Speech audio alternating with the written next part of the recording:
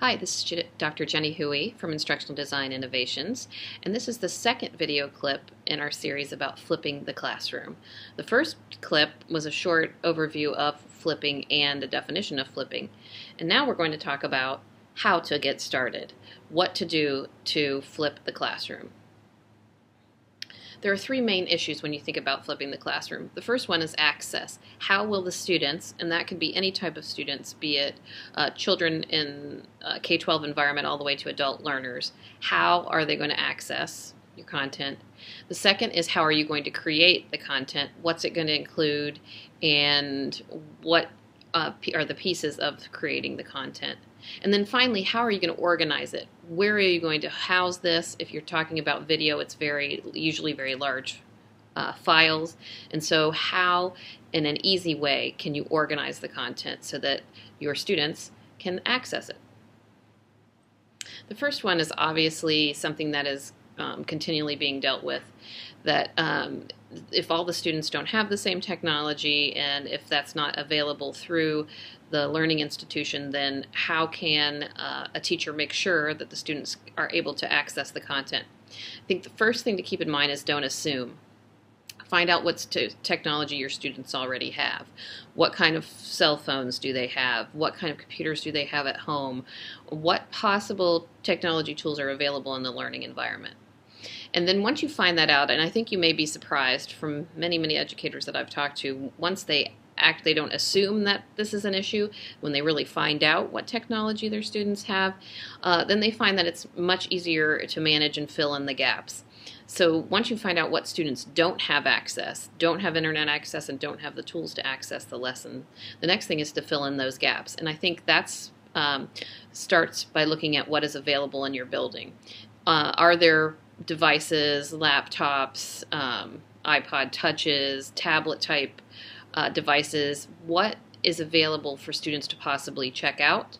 And also, what labs are there? Is there the possibility of simply opening the computer lab up before or after school so that these students can have access? And this idea of kind of thinking outside of the norm and trying to find different ways for students is the key to having them access the content. The bottom line is, if you have a couple computers in your classroom, they could possibly just use those computers, and you just need to organize and find a way for time.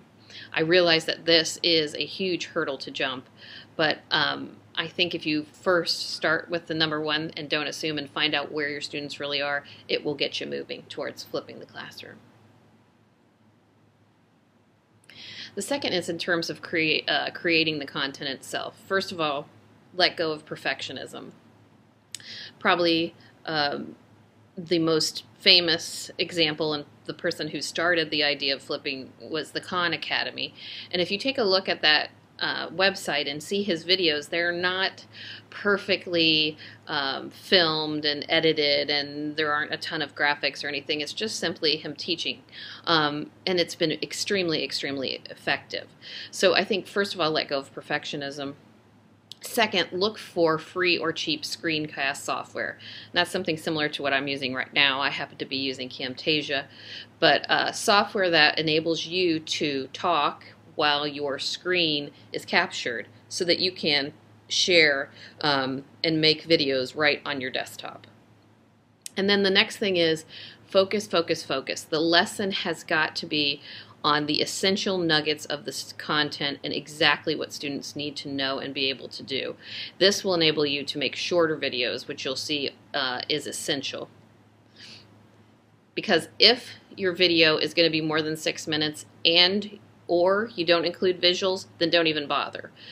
In this generation of visual learning, and everything that's coming at the students is so visual, that first of all, if you don't include visuals, they're going to tune out. And secondly, if the video is more than 6 minutes, and ideally it should be more around 3 minutes, then they will also tune out. A lot of examples, there are great examples on iTunes U, but if you happen to go to iTunes U and listen to a lecture where somebody has taped a 60-minute lecture, it is really difficult to sit and just listen to that without visuals and with it being so long. So again, look for the essential content and chunk your content into smaller bite-sized morsels. The final thing we're going to look at is how to organize the learning environment. And this is the idea. You've got to find some place to house these videos, hopefully somewhere that isn't on your computer because they're so big, and then have them in an easy way for the students to access them. So for me, I use Basecamp.